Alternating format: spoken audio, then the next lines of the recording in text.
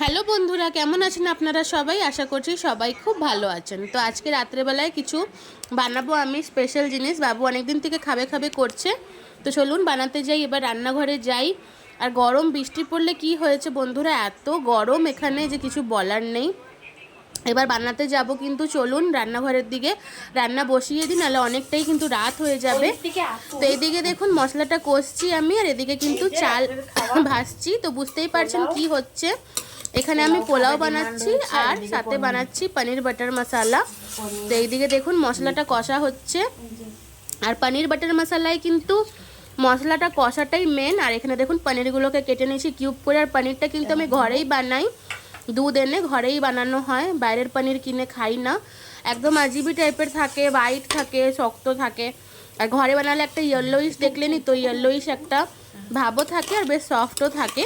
তো এখানে চালটাকে ভালো করে ভেজে নেব। পোলাওয়ে কিন্তু চালটা ভাজাটাই সবথেকে ইম্পর্টেন্ট।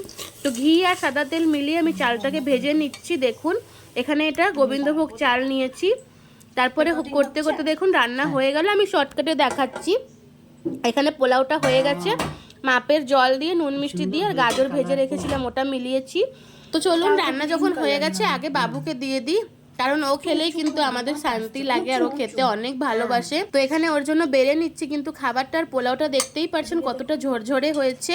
আর এদিকে দেখুন পনিরটা একদমই ক্রিমি হয়েছে কিন্তু। তো পনিরের টেক্সচারটা দেখতেই পারছেন কতটা ক্রিমি হয়েছে। আর পনিরটাও কিন্তু হয়ে গেছে আর পোলাওটাও হয়ে গেছে। এবার বাবুকে আগে দিয়ে দেবো খেতে। ওকে আগে খাইয়ে দিলে আমার কিন্তু শান্তি লাগে, তারপরে আমরা আরামসে খাই। আমরা যখন খাই ভালো কিছু হলে না, আমরা যখন খাই তখনও খেতে চলে আসে আমাদের দিকে। তো যাই হোক, বাচ্চারা তো অতটুকু করবেই বলুন, ওদের প্রিয় জিনিস বানালে কে না করে, আমাদেরও বারবার খেতে ইচ্ছা করে। তো ওরা তো ছোট। তো এখানে দেখুন আমি পনিরের কিন্তু ওকে গ্রেভি কোনো রকমেরও দিই না। চিকেন বানালেও যদি ওর জন্য আলাদা করে স্যুপ বানানো না হয়, তো আমি চিকেনটাকে ধুয়ে দিই, গ্রেভি দিই না। কিন্তু এখানে পনিরের গ্রেভিটা আমি হালকা ওকে দেবো, কারণ এই গ্রেভিটায় তো কিছুই সেরকম নেই। আর প্লাস পুরো দুধ দিয়ে বানানো, জল টলও নেই, বেশি ঝালও নাই, হালকা সুইট সুইট হয় পনির বাটার মশলাটা, বাটার দিয়ে বানানো আর দুধ দিয়ে গ্রেভিটা বানানো। তো এর জন্য আমি একটু হালকা করে উপরে হালকা পয়েন্ট পয়েন্ট করে গ্রেভিটা দিয়ে দিচ্ছি, নাহলে শুকা শুকা কী করে খাবে, আমরাই খেতে পারি না, ও তো ছোটো, শুকনো কী করে খাবে। আর বাচ্চাদেরকে দেখুন হেলদির সাথে সব রকমেরই কিন্তু খাওয়ানোর অভ্যাস করতে হয়, তাহলে আমরা যখন বাইরে যাই না, তো আলাদা করে আর কিছু করতে লাগে না। আমিও যখন বাবুকে নিয়ে কোথাও বাইরে ঘুরতে যাই, তখন অন্য অন্যদেরকে দেখি এই বানিয়ে নিয়ে যায়, সেই বানিয়ে নিয়ে যায়, কিন্তু আমি কখনোই ওটা করি না। যা আমরা খাই ওকেও ওটা দিই। হ্যাঁ, চেষ্টা করি যাতে বেশি তেল মশলা ঝালটা পেটে না যাক, একটু লাইট লাইটই যাক। আর এখানে দেখুন ও বলছে আমি নিজে খাবো।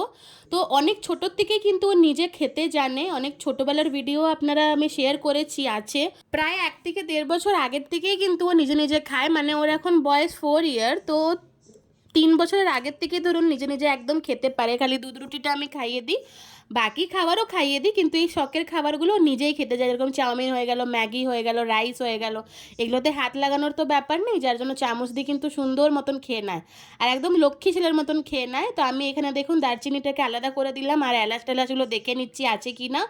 আর পনিরগুলোকে ছোটো ছোটো করে কেটে দিচ্ছি, তাহলে ওর খেতে সুবিধা হবে, প্রত্যেকটা বাইটে কিন্তু ও পনির নিতে পারবে। তো দেখুন যতই যাই হোক, বাচ্চাদেরকে খাইয়ে কিন্তু একটা অন্যই শান্তি পাওয়া যায়, কোনো ভি বাচ্চা হোক না কেন, আলাদাই শান্তি পাওয়া যায়। আর আমার বাবুদের স্কুলে না প্রত্যেক বৃহস্পতিবারেই আমাদেরকে এক্সট্রা খাবার পাঠাতে হয়, ওদের স্কুল থেকে কোনো চ্যারিটিতে যায় গরিব বাচ্চাদের জন্য। তো আমার ওটা আমি প্রত্যেক সপ্তাহতেই দেওয়ার চেষ্টা করি, কিন্তু আমার খুবই ভালো লাগে দিতে। আমি সিলভার ফয়েলে প্যাক করে দিয়ে দিই। যেরকম আজকেও বৃহস্পতিবার, তো আজকেও পাঠিয়েছিলাম ব্রেড, তো ব্রেড পিৎজা করে পাঠিয়েছিলাম, দুজনকেই সেম দিয়েছিলাম, মানে বাবুকে যা দিই আমি তাদেরকেও তাই দিই। আর এখানে দেখুন আমার হাজব্যান্ডের জন্য খাবারটা বেড়ে নিচ্ছি, আর পনিরটা সাইডেই দিয়ে দিচ্ছি, ঘরোয়া খাবার, আলাদা করে বাটিতে তো কোনো দরকার নেই।